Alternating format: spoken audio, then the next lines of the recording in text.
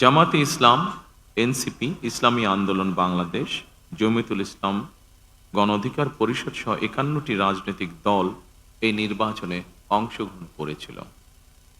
জাতীয় নির্বাচনে অংশগ্রহণকারী প্রতিটি রাজনৈতিক দলকেও আন্তরিক অভিনন্দন জানাই। গণতান্ত্রিক রাষ্ট্র এবং রাজনীতিতে রাজনৈতিক দলগুলো মূলত গণতন্ত্রের বাতিঘর। সরকার এবং বিরোধী দল যে যার অবস্থান থেকে দায়িত্বশীল ভূমিকা পালন করলে অবশ্যই দেশে গণতন্ত্র প্রাতিষ্ঠানিক রূপ পাবে বলে আমরা দৃঢ়ভাবে বিশ্বাসী। নির্বাচনে অংশগ্রহণকারী প্রতিটি গণতান্ত্রিক রাজনৈতিক দলগুলোর প্রতি আহ্বান জানাই, দেশ গঠনে আপনাদের চিন্তা ভাবনা আমাদের কাছে অত্যন্ত গুরুত্বপূর্ণ। আমাদের পথ এবং মত ভিন্ন থাকতে পারে, কিন্তু দেশের সাথে আমরা সবাই এক। আমি বিশ্বাস করি জাতীয় ঐক্য আমাদের শক্তি, বিভাজন আমাদের দুর্বলতা।